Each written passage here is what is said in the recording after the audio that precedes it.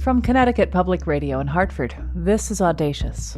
I'm Kyone Wolf. Since I tend to figure that other people see the world the same way I do, I conclude that everybody wants to be an amputee, but there's a social taboo about talking about it.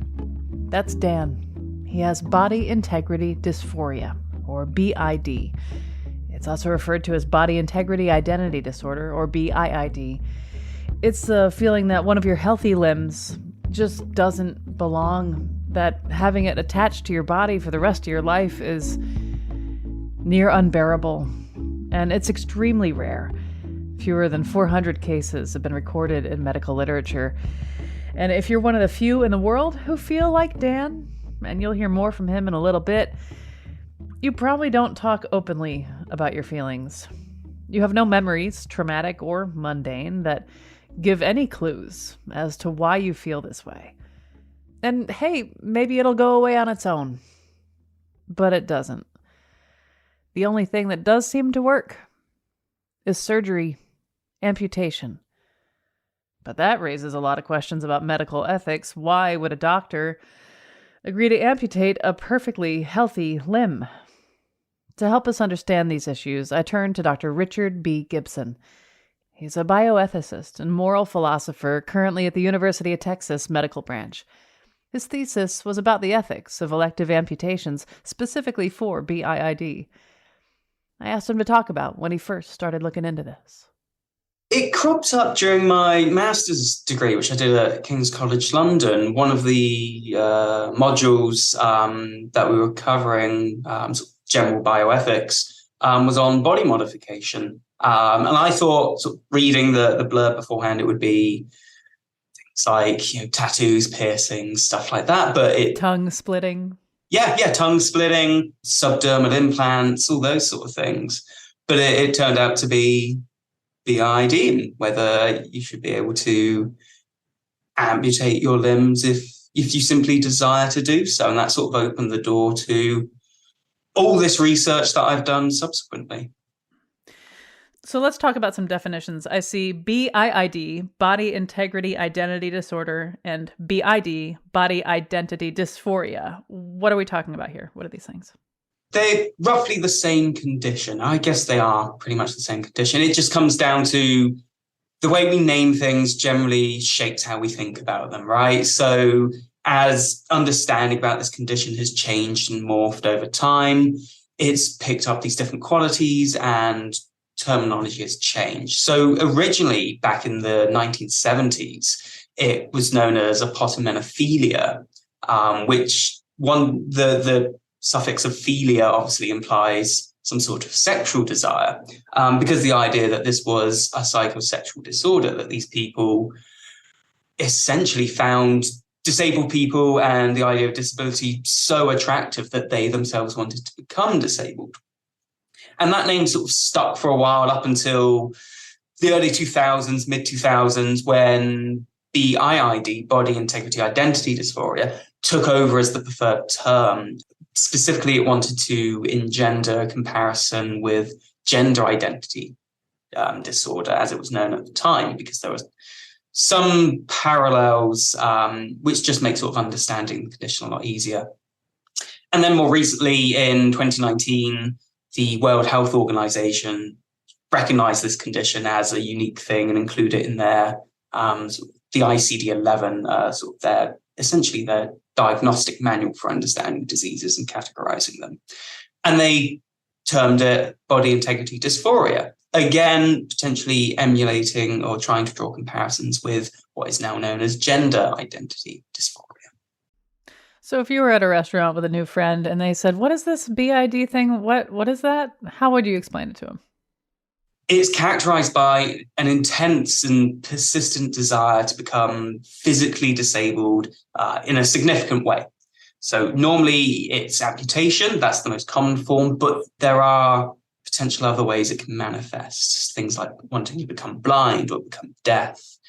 And this desire is accompanied by persistent discomfort about one's current body configuration or functioning, right? Like the fact you are not as you want to be is distressing to you, it's harmful.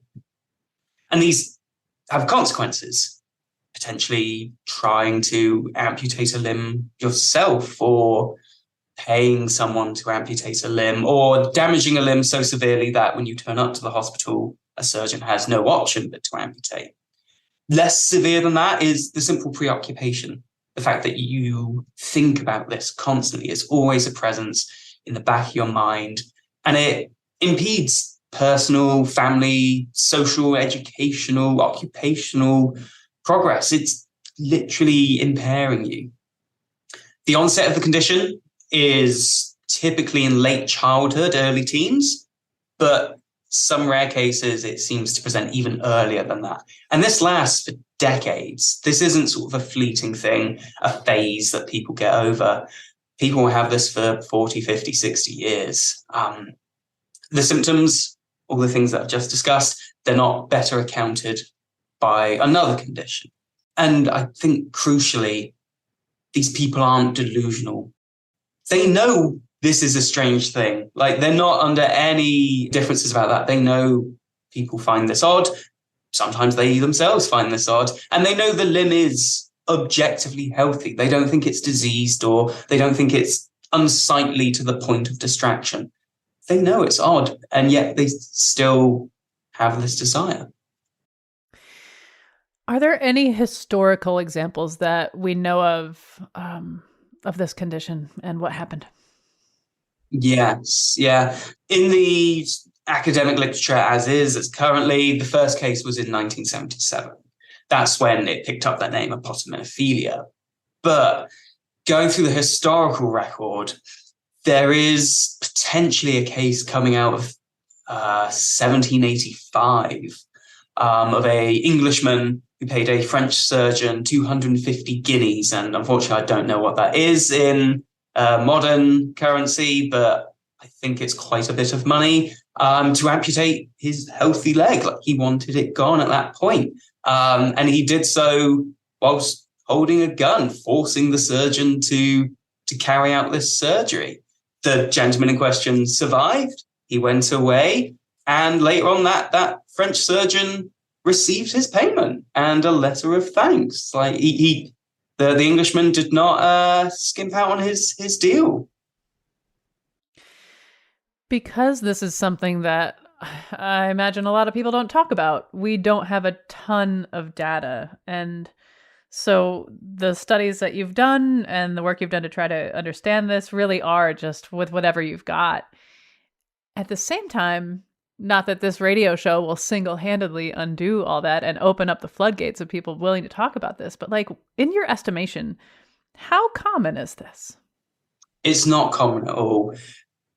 As you said, research into this is limited because of various reasons. The fact it's not common, the fact people don't know about it that much, the fact that if you have this disorder, you're not likely to come forward because people's reactions tend to be quite emotionally driven. It is odd, and people do express that, and those with the disorder don't want to be labeled as mad and belittled because of it. So there's a reluctance for people to come forward with the disorder. Some studies I've seen have put the prevalence of cases in the academic literature between 100 and 400 cases, which isn't a lot given how many people are on the planet, how far back academic literature goes.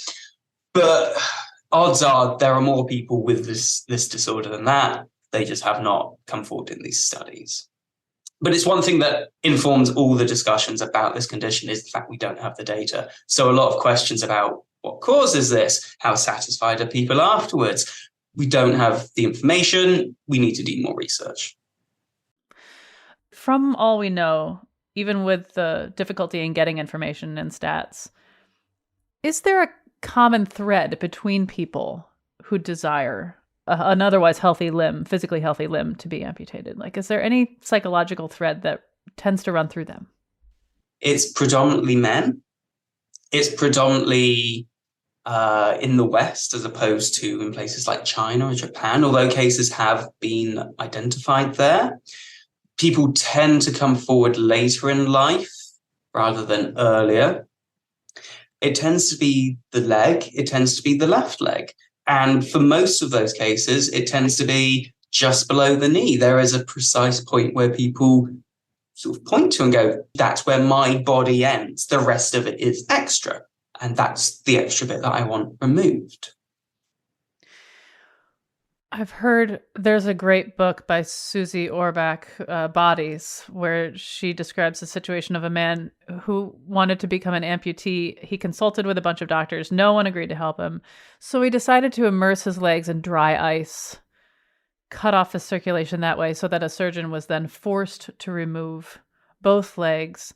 What overall is the ethical perspective that we're wrestling with here when someone says, listen, I've been struggling with this my whole life. If you don't do it, I'm going to do it myself somehow. So help me. What are people in the medical field talking about when they talk about BID? Yes. Dry ice isn't the only method of doing this. It's the most common, but there's also cases of people laying under trains and letting them barrel over them, using shotguns, wood chippers, chainsaws, very much a bunch of gruesome stuff. Black market surgeries as well. There's been some cases of that, some unfortunately fatal cases where people have not survived. In terms of the ethics, there is so much to discuss. You can come at this topic, this disorder, from so many different angles. Generally, though, sort of the broad themes, we're talking about things like do no harm. Should surgeons be carrying out these things? Are they harming their patients? Are they acting in their patients' best interests? We're talking about things like autonomy. Can someone with this disorder actually consent to have this surgery occur? Does the disorder itself mean that they are unable to consent and that any surgery would be carried out without consent, which is a big no-no? And finally, questions of justice, right? All medical health services in the world have to deal with limited resources. And if you give some resources to some people, you cannot give it to others. So if you're essentially, again, using crude terminology, creating disabled people via their own choice, not necessarily my opinion, you're then diverting resources away from people who are born disabled or have acquired disability through an accident, say. Do you ever think a consensus will be reached? Like, this seems so multifaceted, like how I guess I'll just stop talking. Do you ever think there will be a consensus reached on this? And if so, how would we possibly get there? I think a consensus is reachable. I think it's possible.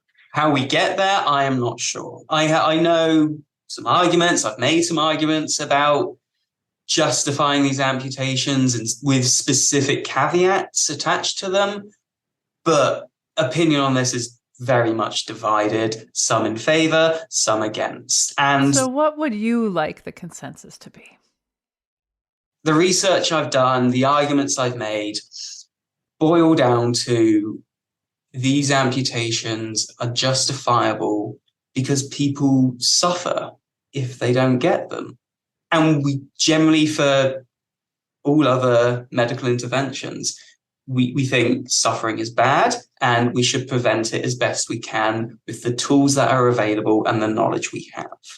At the moment, research is limited, data is not abundant, but what is available indicates that surgery, that amputation to realign that person's physical form with how they see themselves is effective at reducing that suffering. People no longer want to pack their leg in dry ice or lay under a train track or have this preoccupation constantly in the back of their mind, causing a myriad of other things. The information we have suggests it is effective. Now, that doesn't mean that there might not be something else that's more effective later down the line. Theoretically, yeah, we could create a single pill that you take it and your disorder magically goes away. Is it likely? Probably not. Is it possible? Yeah, sure. But we don't have access to that at the moment. What we have is what we have. And if we take the attitude that medicine should prevent suffering, it seems like there's an argument to be made here. We don't say for people who are on chemotherapy, right? We don't turn to them and say, well, chemotherapy is actually very harmful in quite a number of ways. we're not going to give that to you. There's potentially something better. We don't know what that is. We don't have access to it. So you're not going to get the thing that we do have access to now. No, we work with what we've got. And what we've got at the moment in cases of BIID is a very limited data set that indicates amputation is effective. I wonder too, because this affects so few people that we know of. Like any other rare condition, it doesn't get the funding it deserves. It doesn't get the attention it deserves, the airtime it deserves.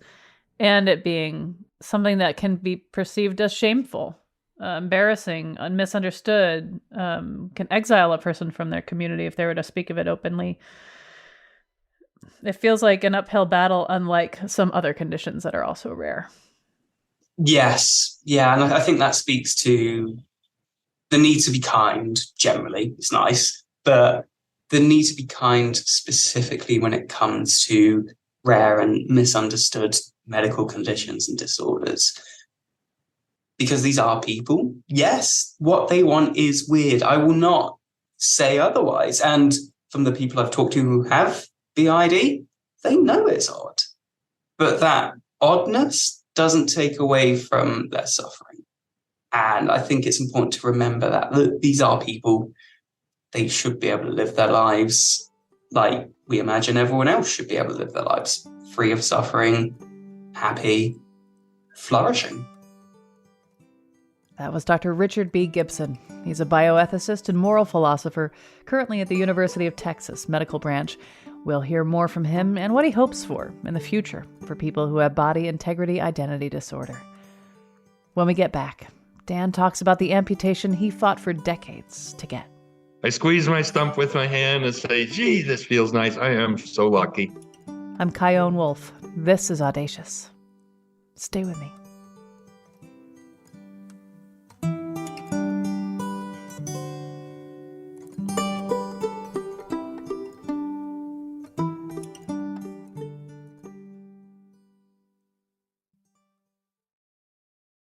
This is Audacious. I'm Kyone Wolf. For most of his life, Dan, from Wyoming, and he's only using his first name to protect his identity, would look down at his legs and think something along the lines of, that's just wrong. As someone with one of the few known cases of body integrity identity disorder, or BIID, the only option he felt confident would relieve his discomfort was surgery.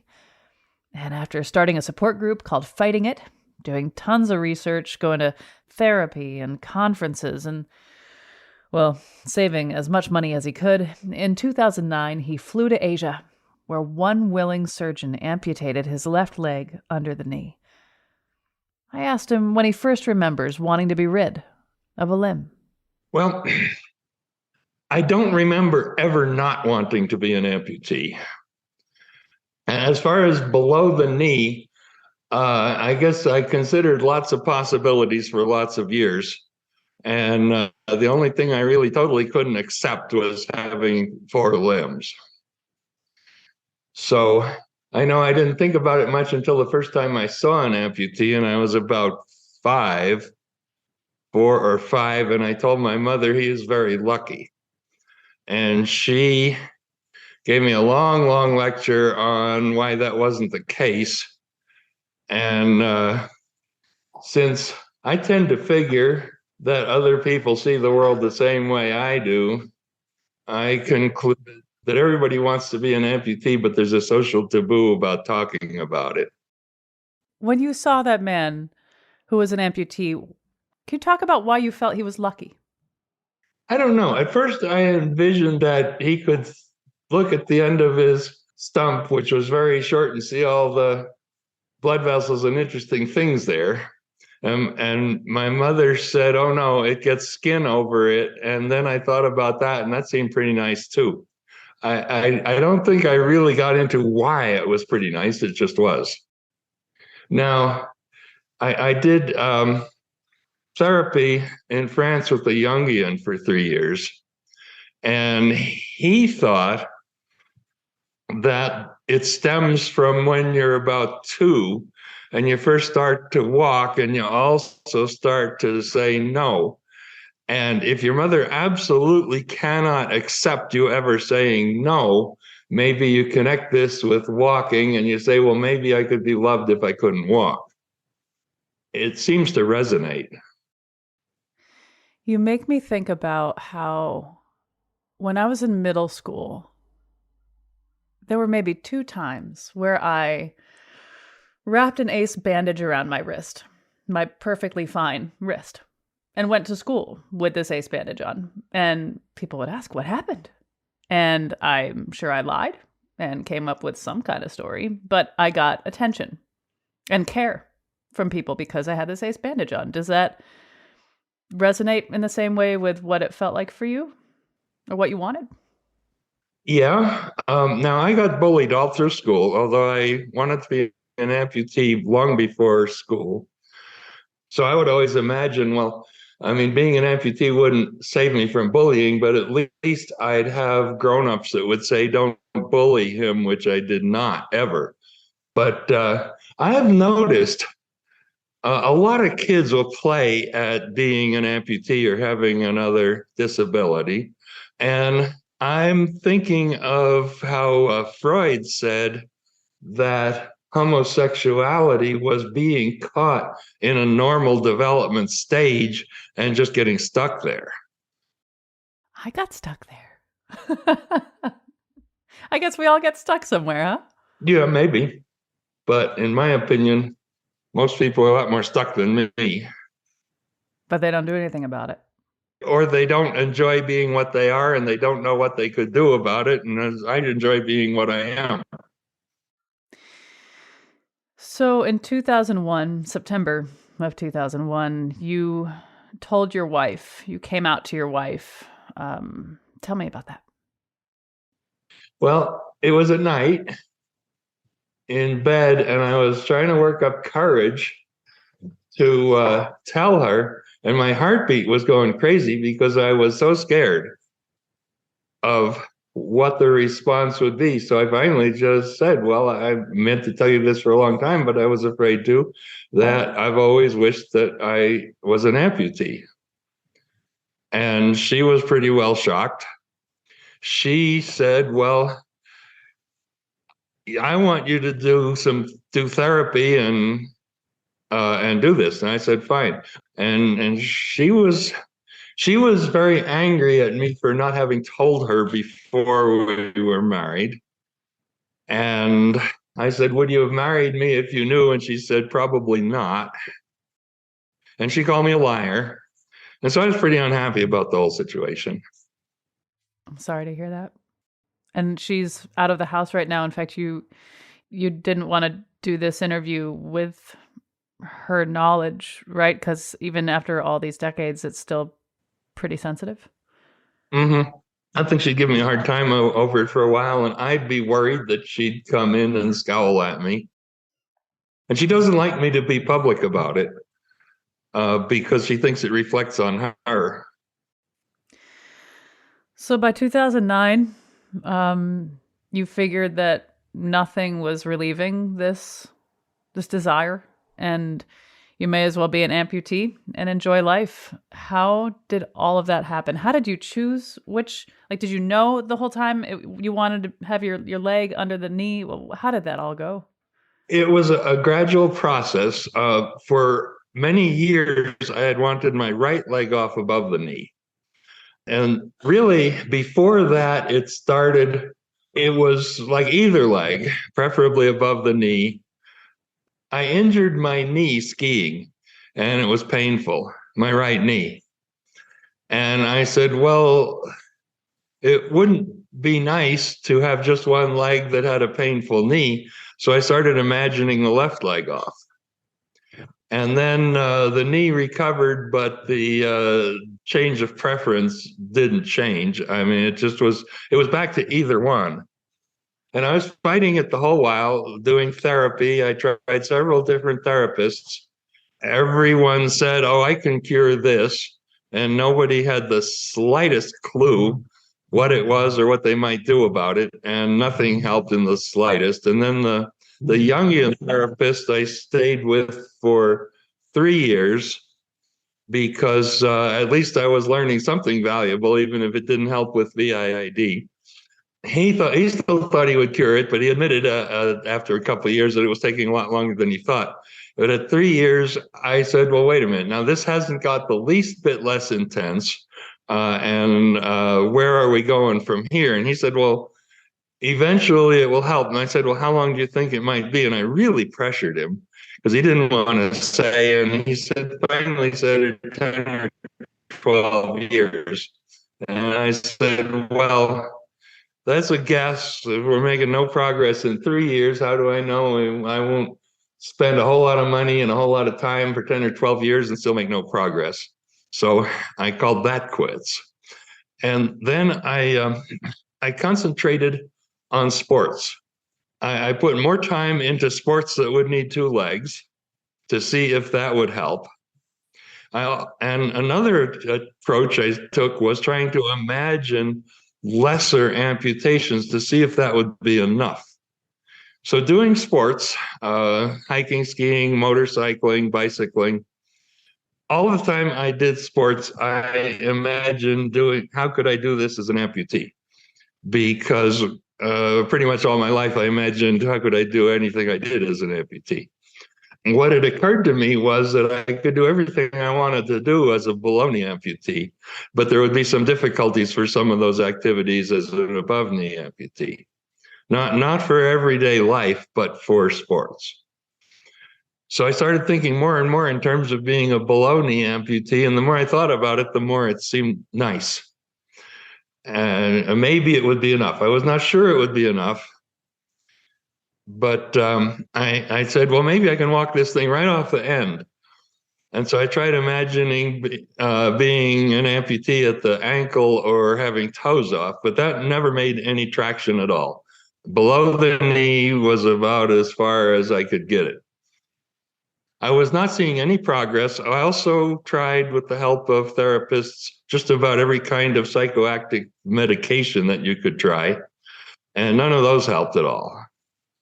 To the extent that, like, an SSRI would decrease the need to be an amputee, it did so slightly, but it would also decrease the need to do anything else just as much. And I'd much rather be an amputee than a zombie. So I went to a couple conferences on BIID, one in New York, and then later on, one in Frankfurt, Germany.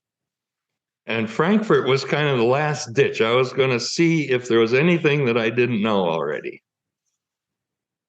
And two things, well, there's several things that struck me. One is there was a bunch of talks on bioethics that were pretty interesting. I met a man who was in his mid-80s from England and talked at some length. He had wished intensely all his life that he wanted to be an amputee, but now he was too old and he would not, and surgeons would not take him on. And I thought, what would it be like to still want to be an amputee and be too old to get surgery? And it was just dreadful to think about. And then there was a researcher in Frankfurt who was actually an engineer, not a medical person, who had developed a psychological technique to help an amputee friend with phantom pain, and had had some good luck with it. And some of the psychology research there were aware of him and were working with him. So I managed to get an appointment with him. And actually, it was two of us, me and an arm amputee who did not have BIID. And he led us through effectively a guided visualization that was very intense. And the purpose of it was effectively to make the affected limb disappear from your mind map. And the pain to go with it. And it was helpful to the amputee, but for me, and I was imagining it on the left leg, it was strange because first you get a phantom leg, and then you move it away from the physical leg, and then the physical leg disappears, and then the phantom leg disappears, and the leg is completely off your body map. And I thought, wow, this is really cool. And for a day afterwards, I could still walk, but somewhat clumsily, but it felt like my leg was partly there in patches, and it wasn't really on me. And I liked that sensation, so it increased BIID rather than decreased it. And so at that point, I figured, okay, there's probably nothing for this but surgery. In 2009, you decided to pursue surgery, and there are so many, from a surgeon's point of view, ethically questionable things to consider. How in the world did you find someone who would amputate your left leg below the knee? It was through fighting it. There was one person who had BIID and who had found a surgeon in Asia and had become an amputee. And the way it happened was another person had just written 100 or more letters to surgeons in other continents, I guess some in North America as well, just explaining the situation, asking would they help. And they did not get back any responses except from one surgeon in Asia who read up on it and said, yeah, I'd consider this. The first surgeon that did this, eventually he felt he was in too much danger of being outed and quit. And then it was a while before there was any other surgeon. Finally, somebody found another surgeon that was willing to do it. And we didn't know how long he was going to be able to do that. And there was a guy working with him, the guy with a surgical amputation, to screen people and accompany them. Because the surgeon insisted you must be accompanied. He didn't want anybody being left alone. And especially in another country, it was really a pretty good approach. In the time leading up to this surgery, this is such a big deal. What's going through your mind? During the 2 weeks before, I had some serious up and down roller coaster feelings. Is this going to be enough? Because a lot of people who would try and talk me out of it, would say, including my wife, how do you know you're not going to want more off and keep getting more and more amputations? Or how do you know you won't be too disabled to enjoy life? And my gut feel was this would be enough. If it wasn't, above knee would be, and I'd be able to complain about pain until I was able to get a revision. And then that would definitely be enough. But it was just me versus the world. And a few people with BIID who had been through this. So I would have really fear feelings about this. And then I would say, well, it's my feelings and I can trust my feelings. But everybody tells me I can't trust my feelings and I'm crazy. And I was up and down very intensely, even on the flight to Asia. And the gatekeeper asked me to keep a journal. And that was very helpful. So that was a very good move on his part. And so by the time I was ready to undergo surgery, I was pretty well committed, and I didn't have any intense feelings at that time. I just wondered, how much pain is there going to be? Is there any risk to my life? The surgeon assured me there wasn't, but of course he would. And I also remember telling the surgeon in great detail exactly how I wanted the stump to be. And he finally said, now, wait a minute, I'm the doctor and it's going to be the way the anatomy dictates. And I says, okay, you're the doctor, but it came out exactly the way I envisioned it. When you came to, Of course, you've got bandages. You can't see the actual stump quite yet. But when you looked down and you saw that space where your lower left leg once was, how did that feel? Well, I was still somewhat sedated, so I looked down and made sure that that was gone, and then I just felt relief. And when you finally got to see it with the bandages off, what was that like? Well, it was pretty ugly, swollen and puckered and all that, as they generally start out. And I said, well, this is great and it's going to get better.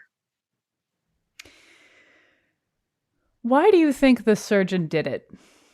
Well, he told me that he is a Christian and he prayed about it at some length with his wife, and he studied about it, and he realized that people were really suffering, and he came to be comfortable in his own mind that this did not constitute doing harm. How much did it cost? It cost about $22,000 plus airfare. Were you able to pay in installments? No, and that's one reason I waited so long. That was Dan from Wyoming. He has body integrity identity disorder, or BIID. After the break, what does Dan think about folks like me, who still has all four limbs? My feeling is that people who haven't tried being an amputee don't know what it's like, and maybe they'd like it. And more from Dr. Richard Gibson, a bioethicist and moral philosopher who studied BIID. I'm Kyone Wolf. This is Audacious. Be right back.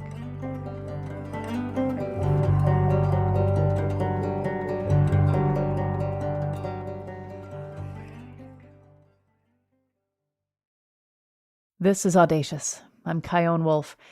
Here's a clip from Missing Piece, a documentary about body integrity identity disorder, or BIID, featuring people who feel like their bodies would only feel right if they were in some way disabled. The idea of going from able-bodied to disabled is not something that people consider acceptable. Becoming an amputee in an accident or a paraplegic or blind would be the worst thing that could happen to them. So the idea that somebody would want that is inherently unacceptable. So I think there'll always be a problem of acceptability. What's hard about being different is having the confidence in yourself to be yourself. At times I could say that I'm ashamed, I'm embarrassed, I am proud of who I am, but it's hard being different. Different is beautiful. It took a long time for me to be self-accepting about having BIID. And I think, and I certainly hope, we are gradually moving to a society where people are not badly judged for being different, but are simply accepted as one example of the massive and delightful spectrum of human possibilities. We've been getting to know Dan, who has BIID, a super rare condition he shares with fewer than 400 people, as recorded in medical literature. I wanted to know, now that he's had his left leg under the knee amputated, does he have any urge to continue amputating? Not really. I fantasize some about it, but it's only a fantasy, and I'm just perfectly happy to be the way I am. I squeeze my stump with my hand and say, gee, this feels nice. I am so lucky. So I have no urge to be anything different. Now, have you ever read Captain Stormfield's Visit to Heaven by Mark Twain? No. He imagines a guy who visits to heaven and comes back alive to tell about it. And so this is heaven the way Mark Twain would envision it. And of course, Mark Twain was not particularly religious. In his version of heaven, you get to have a body of whatever age you like, and you're issued wings, but you don't have to keep them on. And most people fly around for a while and then stash them in the closet. And most people try being young for a while and get tired of that and settle in around 40. So I was thinking, okay, what would I do? This would be great. And if there's a heaven, this is what kind I would want. I would probably settle in about age 40. I would probably make more use of wings than most people because I love every aspect of aviation. But I would try every possible amputation for a while. And then I'd settle in and spend most of the time probably with a left leg above the knee, because that would be a little bit more perfect. And in Captain Stormfield's heaven, you can imagine being where you want to be and be there, so the disability would not be an issue. So yeah, I would try every possible amputation or combination of amputations from time to time just to see how it was. But then I just settle in being a single leg amputee. When you see most people who have all four limbs, and we were talking earlier about how you wonder if this is what everybody actually feels, but isn't honest with themselves, that they want what you want. When you see someone like me, your wife, anyone who has four limbs, do you feel, well, I won't put words in your mouth. How do you feel about us? Well, I'm happy that you feel happy to be the way you are. And I'm not going to tell you how you need to be, but my feeling is that people who haven't tried being an amputee don't know what it's like, and maybe they'd like it. When you're out and about and you don't have your prosthetic leg on and somebody's curious and they ask, hey, how'd you lose your leg? What do you say? If it's a casual acquaintance, or if it's somebody that I know but I think is narrow-minded, I will say it's a long story or it was a medical issue and leave it go at that. I thought of coming up with really elaborate stories. Like, have you ever read the book, The Milagro Beanfield War? No.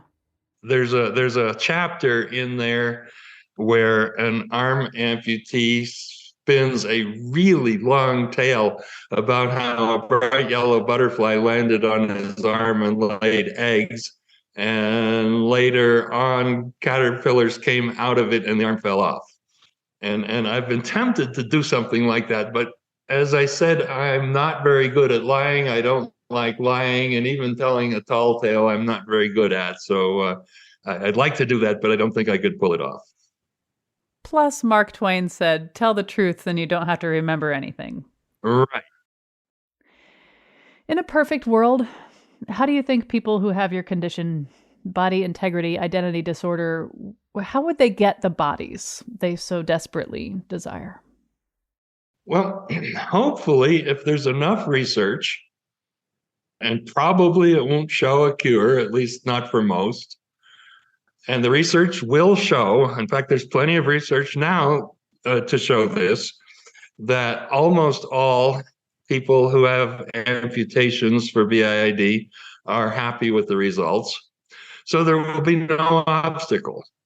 And I expect in a really far future that limbs can be regrown, and most amputees will be BIID amputees. And there also will probably be a lot more of them than there are now because they won't have to be in the closet. And you'd say that most of them are currently in the closet. Yes. And that's one of the big obstacles to further research. So you could have said no to this interview. Why did you say yes? Well, I don't care what people think about me. I'm happy to be the way I am. I can help others by getting information out. And frankly, it's fun. Dan, thank you so much for talking with me. I enjoy talking with you. Now let's get back to Dr. Richard Gibson. He's a bioethicist and moral philosopher who studied BIID. I wanted to know, when he pictures the future of medicine and, well, the world for people with BIID, what does that perfect world look like for them? So I'm reluctant to put words in people's mouths. I do not have this condition, right? So I cannot speak from personal experience. I would always advise talking to people with BID about this, what they envision the perfect world looking like.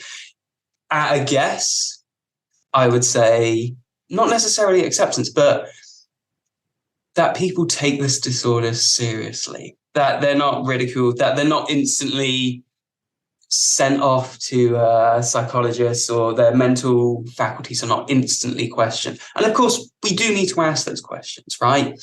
A desire to amputate a limb can be indicative of other disorders for which surgery would not be the correct treatment. And we need to make sure that if people are getting surgery, it has the desired outcome. It does reduce that suffering, that reduction is long-term, and that there are no less drastic interventions available. But in terms of the perfect world, enough resources for all disabled people to engage with society as they want and need, be that whether they become disabled because they've had this disorder, or because they were an accident, or because it's congenital, whatever it is. That, to me, would be the perfect world where disability is not as a barrier to social inclusion. Well, I've somehow asked everything I planned on. Did I miss anything? Any gaping holes? Anything weighing on your heart? Mostly that more research is needed into this condition. That working with the available data we have is what is required right now. But we need more research. We need more data. We need to hear the voices of the people who have this disorder before amputation, immediately after amputation, and long-term studies, decades after. So we can answer the questions of whether these amputations are actually effective 2, 3, 4 decades after they occur. What we have at the moment seems to indicate that, but it's such a small data set that it's hard and potentially unjustifiable to draw strong conclusions. At the moment, we are doing what we can with what we got, but we need more. Well, Dr. Richard Gibson, thank you for talking with me. Thank you. Audacious is always lovingly produced by me, Jessica Severin D. Martinez, Khalil Rahman, Meg Fitzgerald, Meg Dalton, and Katie Tolarski at Connecticut Public Radio in Hartford, with help from our interns Elizabeth Van Arnhem and Melody Rivera. Special thanks to Dr. Gianluca Zaeta in Zurich, Switzerland, for sharing his insights with us. He's a neurosurgeon researching BID. Since you loved this show, scroll back through our archive to hear other episodes featuring people with rare conditions, like one man who is incapable of feeling any physical pain, and hear from people who are able to remember nearly every detail of their lives since childhood, as if it were happening right now. Oh, and what's life like when you can smell cancer, Alzheimer's, diabetes, and Parkinson's? You can hear all of our mind-opening conversations at ctpublic.org/audacious or wherever you get your podcasts. And thanks for leaving that loving review on Apple Podcasts. That really makes our hearts sing. Send me your thoughts from today's show on Facebook, Instagram, and Twitter at Kyone Wolf. Or send an email to audacious@ctpublic.org. Thanks for listening.